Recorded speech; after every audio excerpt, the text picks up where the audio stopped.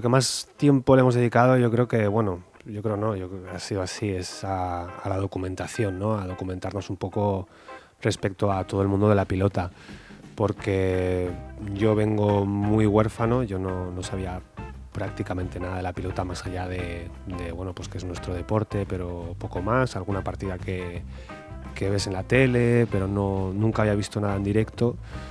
Y ha sido eso, el estar en constante comunicación con la gente del mundo de la pilota. La verdad es que la gente en sí es muy, muy amable, nos ha abierto las puertas, nos ha tratado como si fuéramos uno más y yo creo que ha sido eso, el proceso de documentación, de decir, vale, ¿qué es esto?